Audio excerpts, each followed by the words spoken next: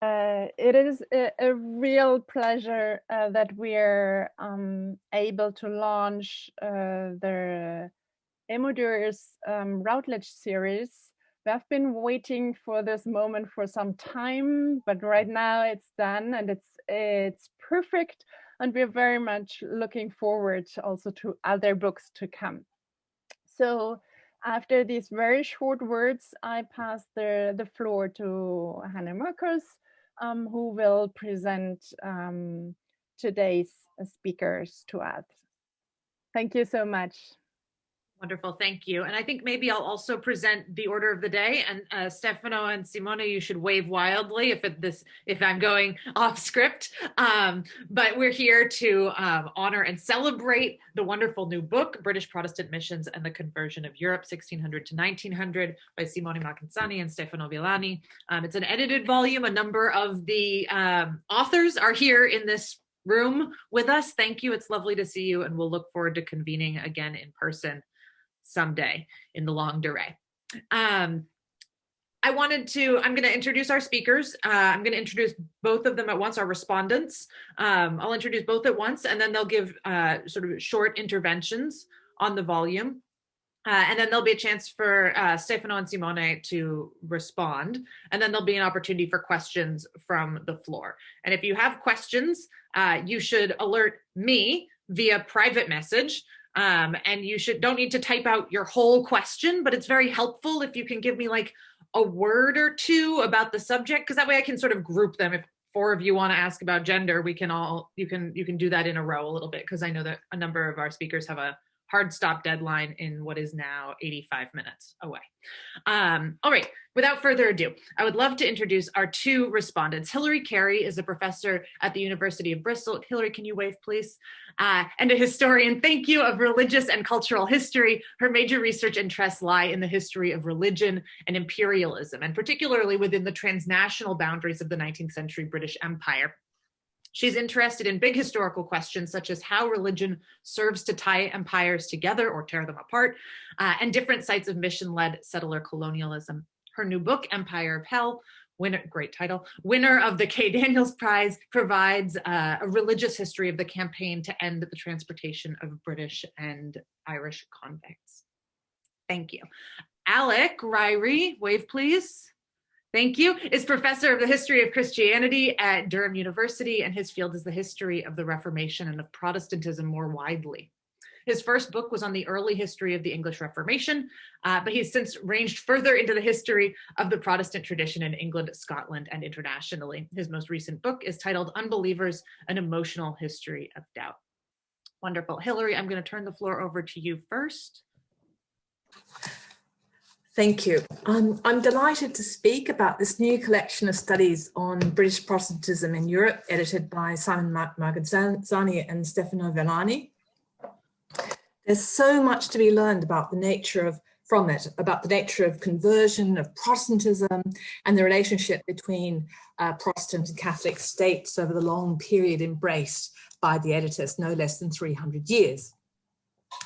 There's a wealth of complex and particular studies. Please don't take offense if I don't actually mention your study, by the way, but there are 3 different approaches: missionary models, origins of global Protestantism, missions and church unifications in the 18th century, and the final section, which considers British missions to Europe.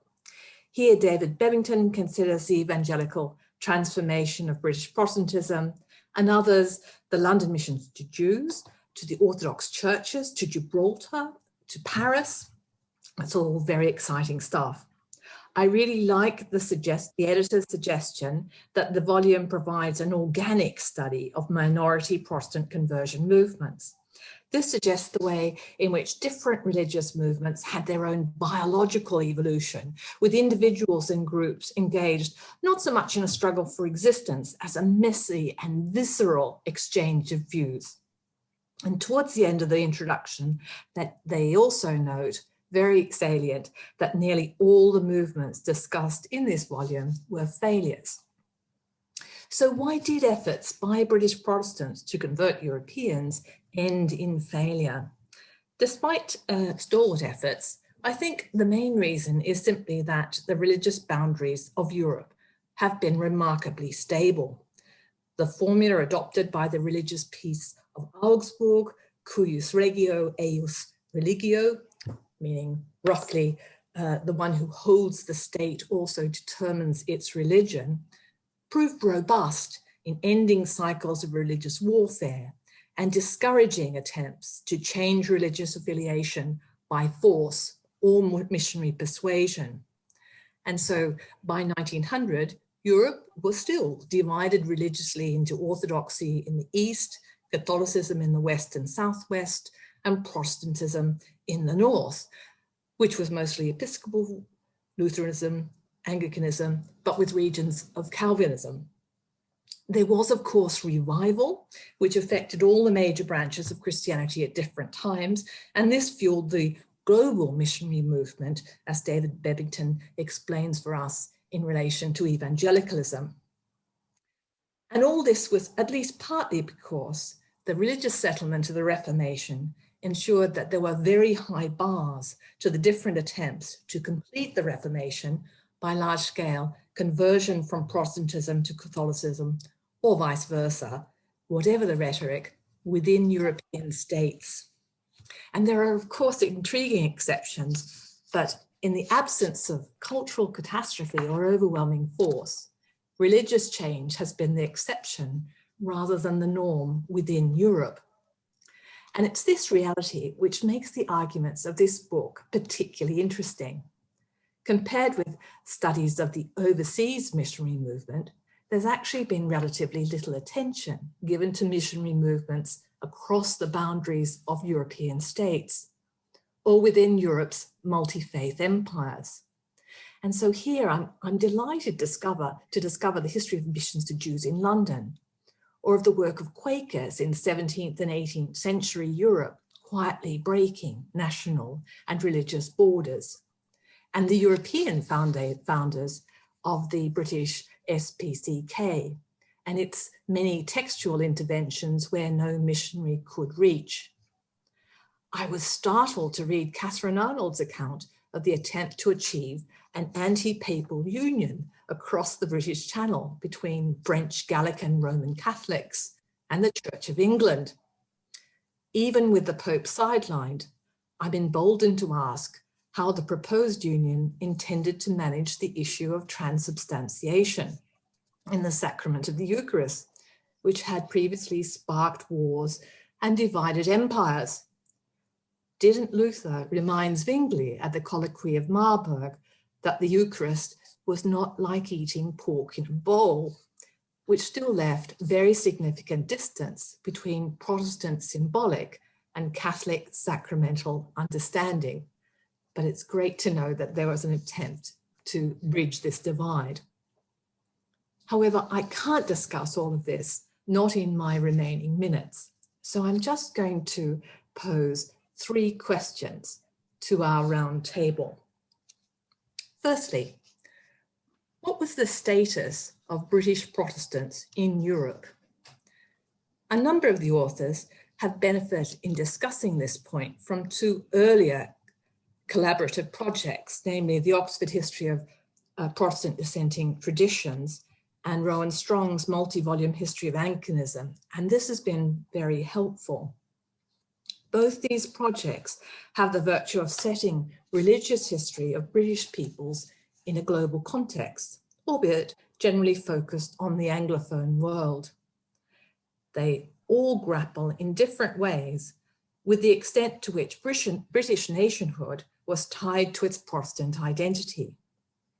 Within the 4 nations, different confessional identities have traditionally vied with establishment Anglicanism in the south, Presbyterianism in the north, as well as majority Catholicism in the island of Ireland. So when the British sought to conduct missions to other nations, these complex embedded issues of nationalism and religious affiliation typically were not resolved and were simply reinscribed in new transnational ways. And this is how I understand the perennial difficulties of missionaries in marginal places, discussed at many points in this book. Marginal, that is, in respect of the religious metropoles of English Anglican Scottish Presbyterianism, or even in the 19th century, Welsh dissent. Catholic Europe, with its ardent minority Protestant residents and homesick British expatriates, formed one of these places of religious frontier. And it's interesting that the Orthodox churches, as Gareth Atkins explains, were sometimes regarded as having more in common with the Anglican establishment than Catholic Europe. They didn't, but again, it's interesting that an intellectual and theological attempt was made to make the connection. Missions to Europe were initially extensions of chaplaincy services, like those for military and naval personnel in the services, or to ports, prisons, schools, and other educational institutions. It was only as travel and British power expanded in the 19th century that these locations were afflicted with sectarian battles for resources, which often reflected rivalries between church and chapel and church parties at home. There was, for example, a successful evangelical takeover of most continental chaplaincies by the small but well-organized colonial and continental church society. It had many name changes, but that's the one that was known for most of the 19th century. What they didn't represent were serious attempts to redraw the religious boundaries of Europe. So this takes me to my second point, which concerns the nature of mission, which is in our title, or missions. What was a mission? In recent years, there's been growing recognition that the missionary movement, at least in the 19th century, constituted very much more than attempts to convert the heathen to a particular form of Christianity. To give just one example, both the established and Free Church of Scotland and the Presbyterian Church of Ireland supported missions through a cycle of Sunday giving, with weeks dedicated to missions to the heathen, to soldiers, church extension, the colonial mission, the conversion of the Jews, and sometimes other causes. While missions to the heathen would eventually be regarded as work of the highest spiritual prestige, this was more because of the insistence of well-placed advocates, such as Henry Venn of the CMS, and occurs relatively late. The Society in Scotland for the Promotion of Christian Knowledge, to continue with Scottish examples, which was incorporated in 1709, augmented in 1736, had as its mission to serve in regions where error, idolatry, superstition, and ignorance most abound. And that, of course, included Catholic regions of the Highlands and Islands, as well as Europe. And the additional bit to popish and infidel parts of the world, which covered everywhere else. And we can see this influence in the interesting cases discussed by Adelika Malena and Sujiko Nishikawa in this volume. On the Catholic side, Propaganda Fide, now the Congregation for the Evangelization of Peoples, made little distinction between missions in partibus infidelibus, to heathen parts, or to those to Protestant Europe, or to settlers of new colonies. And initially, neither did the English Society for the Propagation of the Faith. And this is one motivation for missions conducted on the voluntary principle to look elsewhere other than to colonists or to Catholics. Indeed, as Elizabeth Elborn and others have shown, in relation to the formation of the Church Missionary Society, the new Protestant societies created by Anglican evangelicals, Baptist, Wesleyans, and others were required to map out new territory than the earlier state-sponsored missions. So why were Catholic missions more important in the early modern era?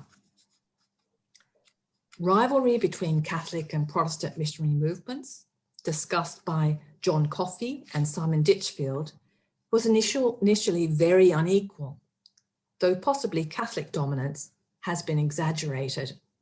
And so it's a good thing that there are efforts to recover the early modern roots of Protestant missions by teams such as that of David Onekink at the University of Utrecht. But the Catholic work had precedents reflecting the differing power and status of Catholic and Protestant European overseas empires in the early modern era. There is a very sound reason why it was the Jesuits, French, Spanish, Italian, and Portuguese, who became the model and exemplar of missionary organization. And this is probably because before the early decades of the 19th century, European power overseas was projected almost entirely by predominantly Catholic states. As Simon Ditchfield shows very well, it was the energy and diligence of the Jesuits which ensured that their models of mission were influential enough to become propaganda targets by their propaganda rivals.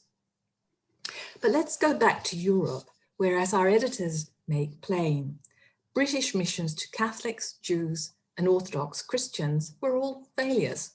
So my final question is a very pragmatic one. How much money was actually invested in the effort to convert Europe? Let's talk about money. I'm interested in how much the different British Protestant missions to Europe were able to command from the British public. From early in the 19th century, we do have exceptional records of just how much the different Protestant societies secured from voluntary donations, with the added benefit that these sums were published in the Missionary Register, founded in 1813 by Josiah Pratt. Taking a single year, the Missionary Register demonstrates that by 1853, missions were divided between societies classified as anti-slavery, Bible, education, Jews, missionary, seamen, tract and home, home, colonial, and other purposes, including missions to Continental Europe. And unsurprisingly, the largest sums were raised by those societies with the largest church membership. In all cases, the largest sums were also given to missions to the heathen. So where did missions to Europe stand in relation to all the other calls on Christian generosity? Previously, I've been interested in missions to colonists, which I know fell well below receipts for foreign missions, but somewhere above missions to sailors and the tract societies. So we can tell by looking at these records that missions to Europe, which was mainly funding for chaplaincies in resorts and spas frequented by expatriate British travellers and sojourners, were not particularly warmly supported, but neither were they ignored. The most important society was the Colonial and Continental Church Society, which, after a struggle for control, provided evangelical appointees, so long as there was matching funding from local sources. And in this volume, other efforts are looking at the Bishop for Gibraltar, Bishop for Jerusalem, as other models of funding of the mission to Europe. Probably amongst the other societies of the Jewish societies, the work to convert Jews was also pretty modest, particularly in London, where efforts were hampered by the mania for emigration. The real frontier in Europe, it seems to be, looking at the financial figures, was that led by the colporteurs of the Bible Society. So in France alone, the society had 84 colporteurs, of whom 70 were Roman Catholic converts, the majority of whom were brought to a knowledge of the truth by means of the copies of the scriptures purchased for them.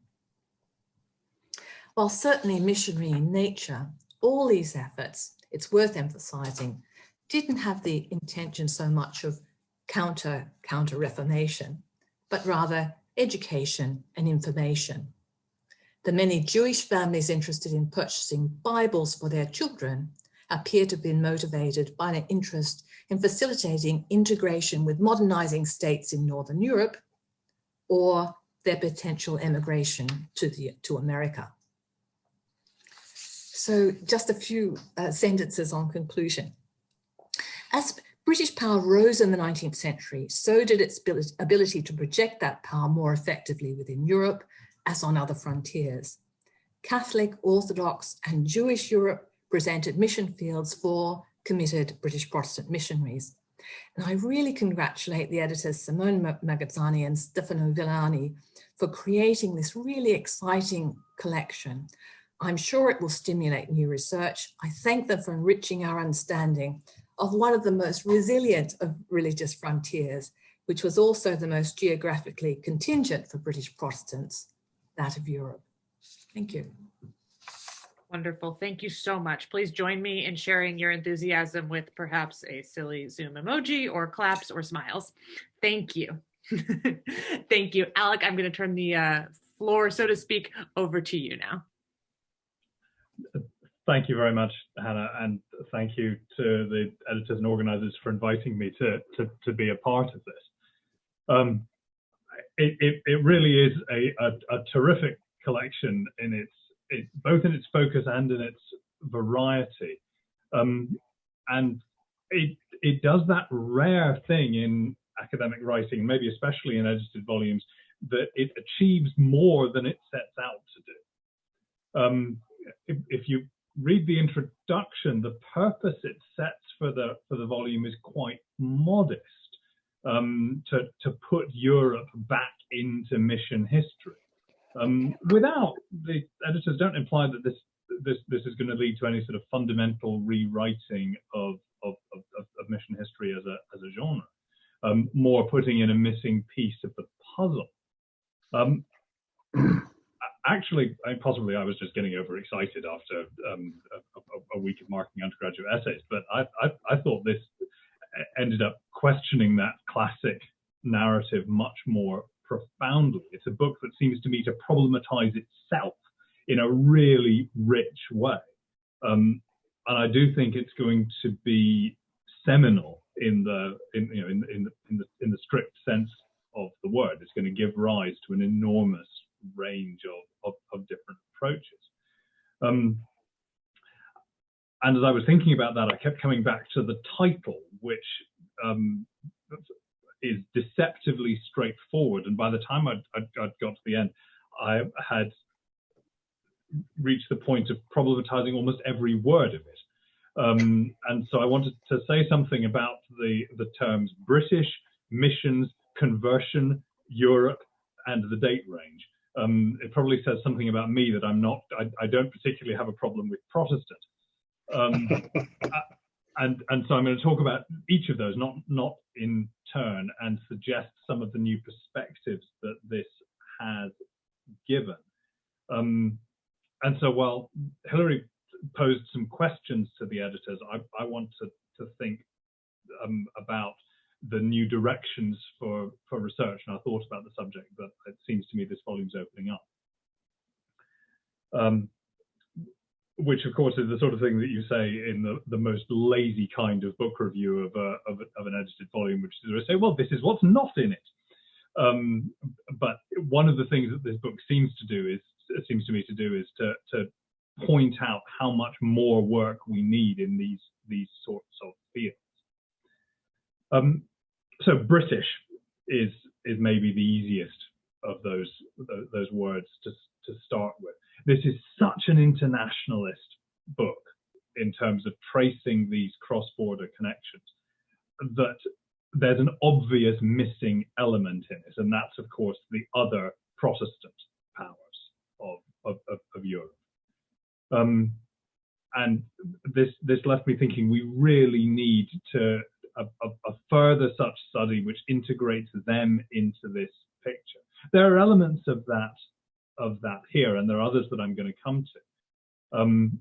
But I mean, very obviously, there's a Dutch story that could be told that would be comparable to this. I should say, by the way, that most of what I'm going to comment on will be, as befits somebody with a Reformation background, will be relating to the first half or so of the period.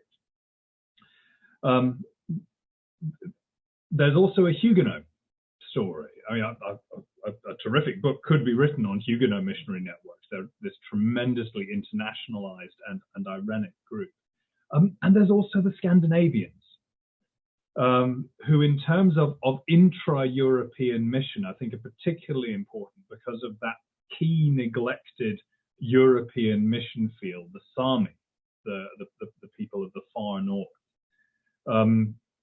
And I think there's a comparison to be made. I've tried to do this between the missions to the Sami that the Swedish and the Danish Norwegian kingdoms are developing over the 17th and 18th centuries, and the parallel attempt to convert and civilize the Principality of Wales that the English state is undertaking during the 16th and 17th century.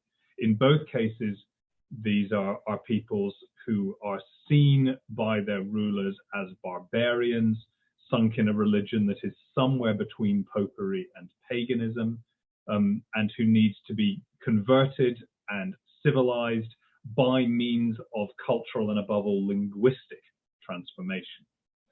And that's a process which is never fully complete. And the Sami story in particular is one of competition between those two kingdoms, not least dealing with a migratory people who move from the coast to the interior, and so between the two political realms that are being imposed as they roll out their competition further north.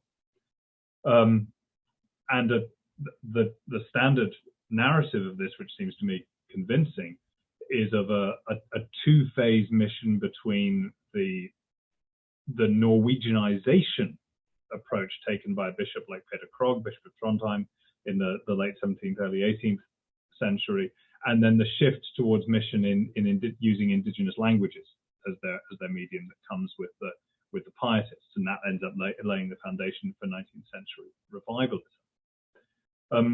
I think this is more than just a curiosity. I mean, as Hilarey's work on missions to Greenland has shown, what's happening in the far north becomes an influential model. And there's a question there about what conversion means that I'm going to come back to in a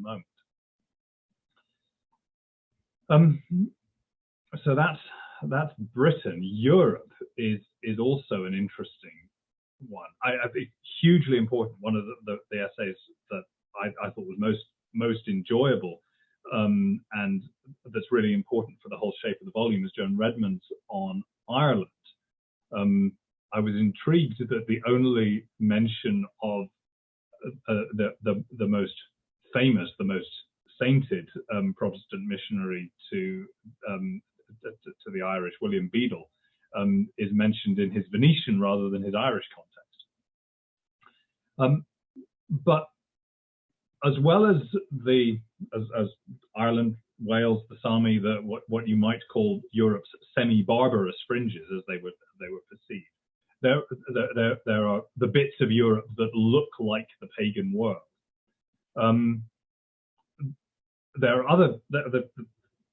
are bits of the extra-European world that look like Europe within there. So I found myself wondering, in part, when we talk about mission to Europe, is Europe their code for the Catholic world? The Protestant missionary priority on converting Catholics above all others in the early modern period and later is well established. You see this from the Dutch in territories that they take over from the Portuguese in Ceylon in Brazil. The New Englanders talk about the great contest with Rome as the great business that must be accomplished before the conversion to heathen could seriously be undertaken. But as several of the essays here suggest, there's more people in Europe who could potentially be converted than just Catholics. Gareth has his wonderful essay on the Orthodox, but that reaches back into the early modern period as well. And there's the Oriental as well, the Oriental Orthodox as well as the Greek and indeed Russian Orthodox. There's a couple of mentions of that fascinating enterprise of the Lutheran outreach to Ethiopia. The Eastern Christians are generally understood in the early modern period by Protestants to be sort of deracinated, in need of reform, less civilized than papists, but also less corrupt. And to offer a potential route, and the proper route, for the conversion of the Middle East, that if true Christianity could be revived amongst the indigenous Christians of that region, that would be the route by which the kingdom could be built. And we've also got Sorota's tremendously important essay on mission to the Jews, the most important non-Christian population in Europe. And again, a missionary project that's set about with apocalyptic concerns and is deeply tied up with Protestantism's self-identity, and also a part of the competition in the terms that Simon Ditchfield talks about with Catholicism. The glee with which the tiny number of Jews who do convert to Christianity by which their cases are trumpeted is a case in point. John Coffey's piece mentions Cardinal Bellarmine's notion of competitive mission, helping to validate the different confessions' legitimacy. And this mission to the Jews is a key arena for this. Emily Mitchelson's work on the performative nature of conversionary preaching within Rome, I think, helps to underline that. But given the way that Native American populations were often seen as the descendants of the lost tribes of Israel, and there's an enthusiasm for foisting a quasi-Jewish identity onto them, this is again a question that goes beyond Europe. And of course, if we're talking about mission to Muslims, then Europe is simply not a terribly useful category of analysis. There's a wonderful essay in the book on Quaker missions, and Quakers went to Muslims as well as to everybody else they could reach, not just to Constantinople, but also to Alexandria and to Jerusalem. For many other Protestants, Muslims were a special category. The Anglican chaplains serving in Damascus in the late 17th and early 18th century tried hard to reach the Orthodox, the Christian Orthodox, but they understood that it was folly to make any open attempt to convert Muslims. And the Dutch in Indonesia likewise distinguished sharply between the pagan and Muslim peoples that they brought under their rule. And so, having drawn our attention to Europe, I'm now left wondering whether geography is actually a useful category of analysis for this subject. Looking at that continent reminds us that the scope of Protestant mission is much wider than we might sometimes think. And it also raises what we might mean by conversion. As Hilarey has said, the notion of conversion as simply a matter of chasing down individual converts is a part of the story, but it's not the whole thing. The conversion of Europe could mean something much broader. And indeed, sometimes actually winning converts appears incidental. There is proclamatory mission going on here. The Quakers in particular do that. There's a great difference between mounting a symbolic assault on the fortress of Antichrist and actually making a serious attempt to win people over. And that was a difference that was very familiar to Europeans in the confessional age, reared on polemic.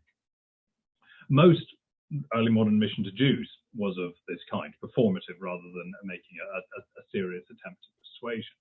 And a similar thing could be said of Simone's essay on Bible translation, the enthusiasm with which the English are pushing Italian translations of the Bible to as many Italians as they can reach.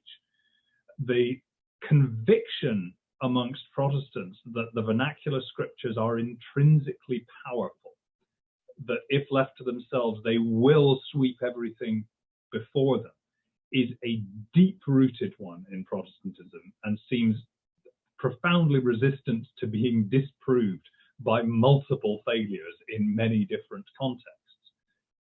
Although there are cases in the 19th and 20th century where it seems to have worked a little better. It's certainly tried in Europe, and it's then tried in societies with much lower literacy rates from Ireland on out, and rarely seems to have worked. And it does reinforce that key fact about conversionary enterprises, not just in Europe, but beyond, which is that they very often fail. And therefore that secondary or alternative kinds of success matter. And also raises the question of what we mean by mission at all. One of the lines that I'm going to take away from this book is in John Coffey's essay, where he says, in the 17th century, missionaries were almost by definition Catholic, Romish, or Popish missionaries, that the word itself had a confessional valence. And I think that's worth hearing even before we get to the obvious ecclesiological assumptions built into the term, which obviously raises the question of what alternatives we might use instead to describe the family of phenomena we're talking about. And the one which I want to suggest, at least as a working possibility, also has Roman Catholic links, but was very widely taken up, and this is the notion of the propagation of the gospel. Patrick McGee, who I think is here, has emphasized how rich that horticultural metaphor is. It can cover everything from converting individuals through to uprooting or replacing. Gardening is very peaceful, but also from the point of view of the weeds, it is genocidally violent. So I think there's a richness there in reframing what we mean by mission that has some real consequences. And it also questions the chronology of the volume. I've no quarrel with the end date, but I think the beginning could be rolled back. In some ways, the propagation of the gospel in this way is the Reformation project. We're used to thinking of the Geneva mission in the 1550s, but Protestants were in the propagation business from the beginning. I too was very struck by Catherine Arnold's article on this possibility of a Gallican union that swam into being briefly in the early 18th century. And I think it's quite right to see that as a missionary or as a propagatory project. And similar things could be said of James VI and First's dreams of a Catholic union, or the Irenic projects which somebody like John Dury spends the mid-17th century peddling hopelessly around Europe. Irenicism is a form of coalition building. And there are sharper edged versions to that too. As John Coffey pointed out, Oliver Cromwell's Western Enterprise was framed as a theatre in the battle with the Antichrist. Danny Nolander's wonderful book on the Dutch West India Company that's recently been published emphasizes that company saw its mission as part of the apocalyptic conflict with Spain. I think you could frame Elizabeth I's military interventions in Scotland, in France, and in the Netherlands as missionary projects, and in those cases, particularly in Scotland, very successful missionary projects. I don't know how we can say that there were no early modern missionaries when 1/10 of the Scottish male population served in the 30 Years' War as volunteer mercenaries. There is a military history of mission, which I think needs to be part of our understanding. But also, as Sugiko Nishikawa's piece on SPCK's fundraising for distressed Protestants shows that there's a side of this which is more financial, as Hilarey was saying. Crusading, as we all know, eventually gives way to indulgence buying. And I also wonder, and this is the last question that I'll ask, we know what they're fighting for and what they're paying for. I would like to know what they're praying for. Whether or not we see prayer itself as consequential, it's certainly both an index of concern and an intensifier of it, and potentially a guide which can open up for us what truly matters to these folks. And that's where I'll leave. Wonderful. Thank you. Please join me in adding a little Zoom enthusiasm to our wonderful speakers, Hilarey, Carey, and Alec Ryrie, who've given us, I think, even more to think about after having read an incredibly thought-provoking volume. I'm going to let Simone Maghenzani respond first, and then Stefano Villani. And if there are questions that you would like to ask the speakers, the authors, please message me privately with a couple words about the subject of that so that I can get you in an order that flows as if it were a natural conversation in real human space. Take it away, Simone. Thank you very much. Thank you, Hannah, and thank you to Xenia and to Humboldt and Emodir for hosting this. And we're really very pleased and honored of this, and to Hilarey and Alec for reading a book in lockdown. And I don't know if lockdown has helped, I mean, I really can't do anything better, and therefore I might read a book like this, or, despite everything, I'm really grateful. It's almost impossible to respond to all this. So I'm trying to do two things very quickly. The first one is to explain very briefly why we have done this project, where this comes from and why we want to do it. And then I'll try to pick up a couple of elements from this conversation, leaving the tricky bits to Stefano for later on. We aimed with this book to bridge three divides, a little bit.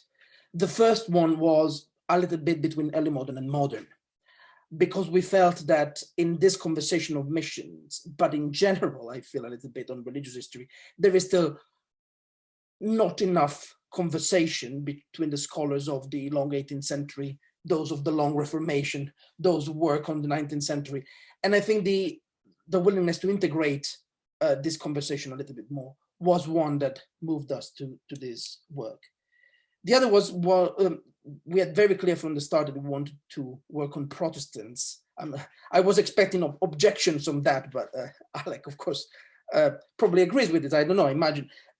I think that especially in the missionary field, especially if you see this from Rome, let me put it that way, you are a Protestant, and if you actually are a Congregationalist, Reformed, or a Free Church of Scotland minister, doesn't really matter that much in the way you are perceived.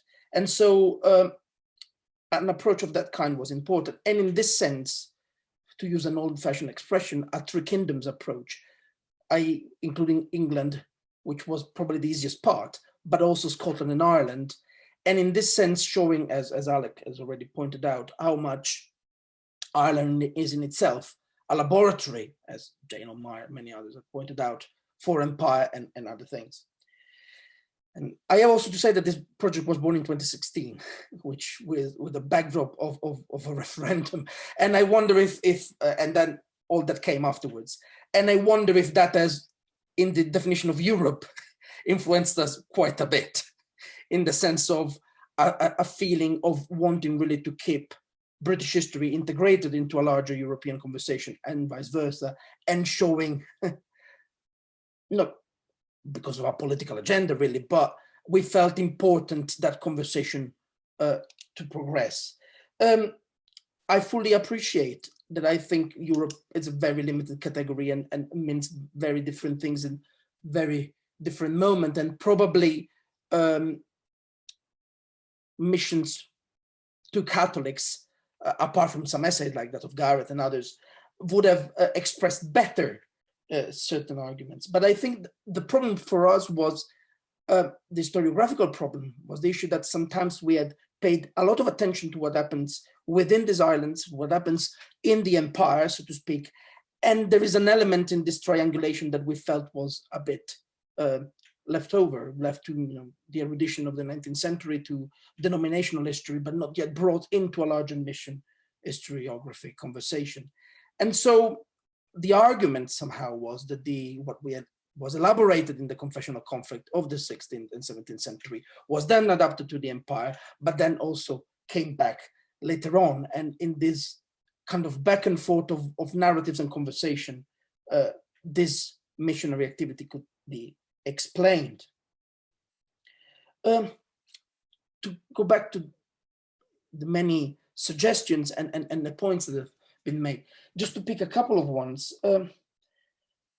I think the real issue about what does Europe mean shows also the longevity of the polemic polemical tropes that these missionaries use, and the fact that they keep using them in a variety of contexts, and regardless, really, sometimes of a real attention to what was going on the ground, because it's very simple, you know, somehow using a polemic, using a theological trope when you're speaking to Irish Catholics in the 17th century, or where you're speaking to the Venetian patriciate in the 17th century, where Catholicism is not just you know, a practice, but it's so much part of your political identity, of your class identity, if you wish, and using them to try to convert working class people in 19th century Paris, show us sometimes the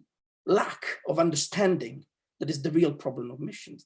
The fact that the missionary often arrives with a lot of stereotypes, ideas, and those of a longevity that is extraordinary. Despite that, there are exceptions.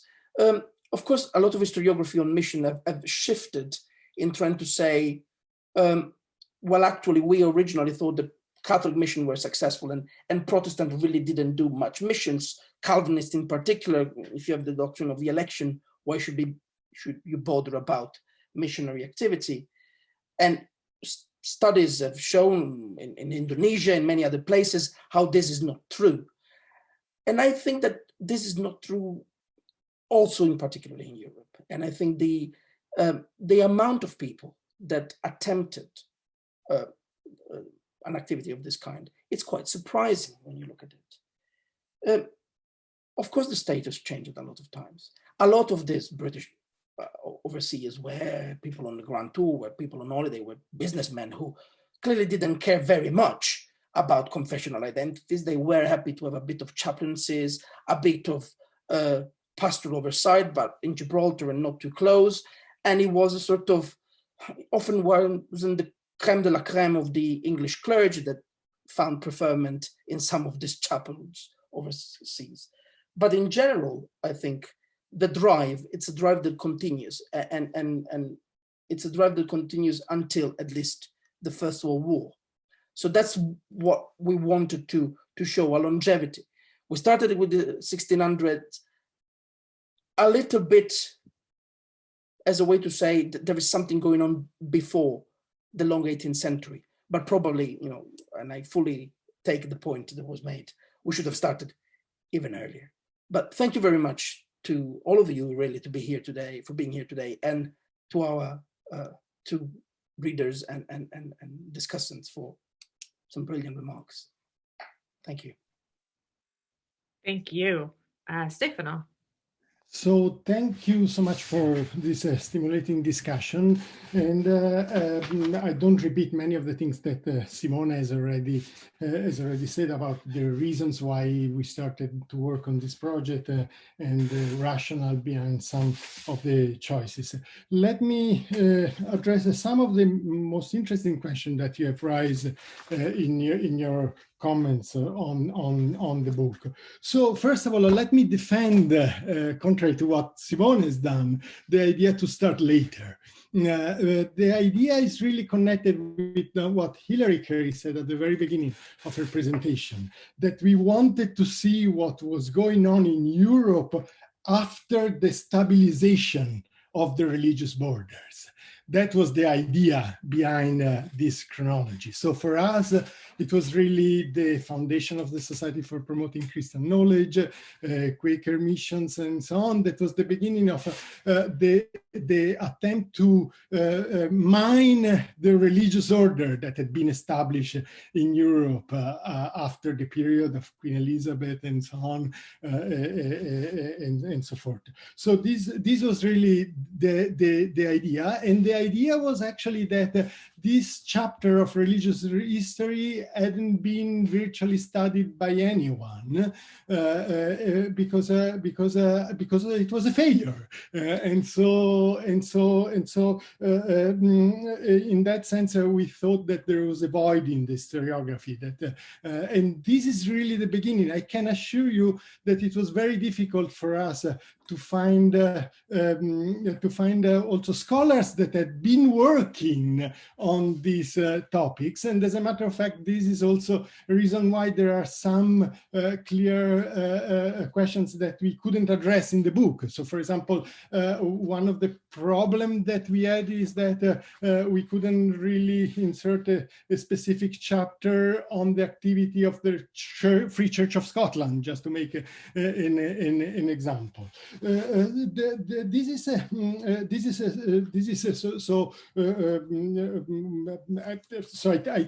I think the question, what was the status of Protestants in Europe, is really connected with all these things that I was saying about the chronology.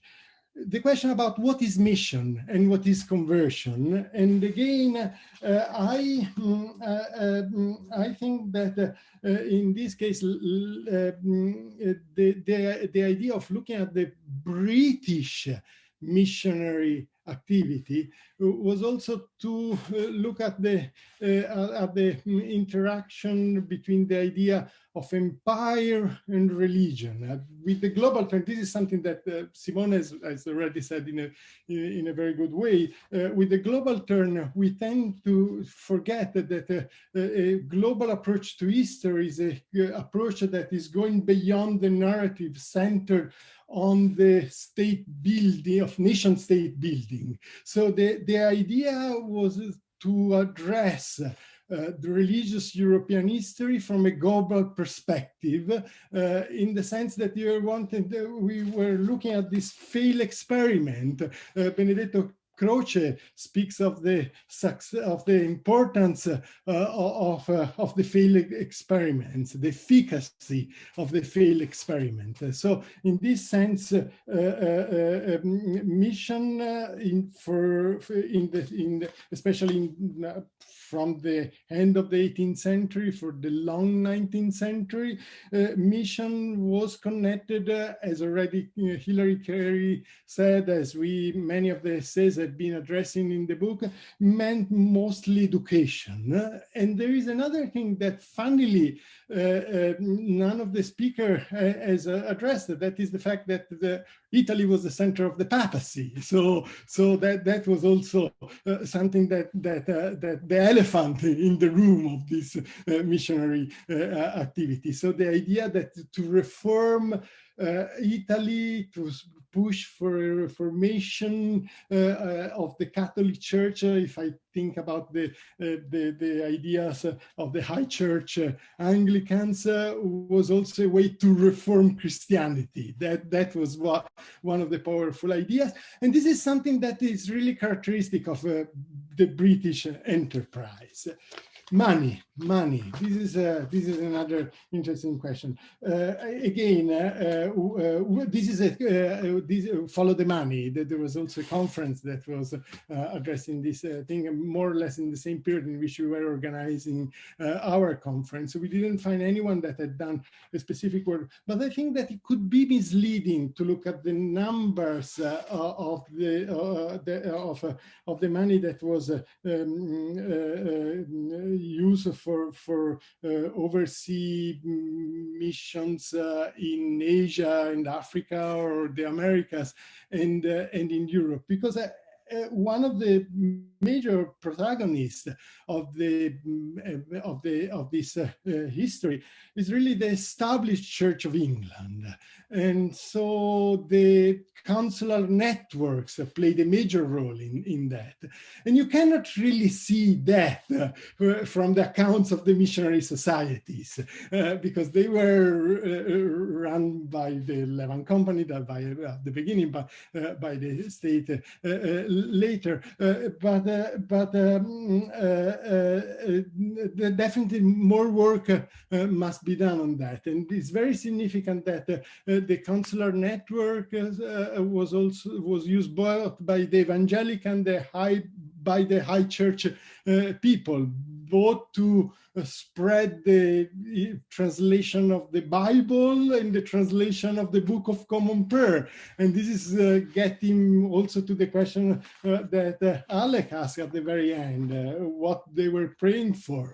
This is also another interesting thing, that they were praying more than for the conversion. I really like the idea of speaking about the performative act of missions for Quakers and so on. I'm not entirely sure that they were completely sure that was the thing, but from an historical perspective, we can definitely interpret like that. But the idea was really that they were praying for reformation, to educate the Catholics and the Orthodox, and they wanted to propose the model of the Church of England or the free churches, or as a possible model for a reformation. So these are some of the comments that I wanted to address. And again, I end with that. Simone is right. This conference was organized immediately after the referendum for the Brexit and so on. But let me defend geography as a useful category, and to get back at the very beginning of the thing that I was saying. The idea was really to have a global approach. So Europe and the Mediterranean is really what is the topic, and the money, the networks, the means that they were used were very different from the colonies, or from Asia, or for Africa, but it was important. And if you look at the records, for example, of the Society of Promoting Christian Knowledge, you see how many pages in every report were dedicated to Europe, that were more or less equal to the other continents in the world. Thank you so much for the stimulating comments and questions.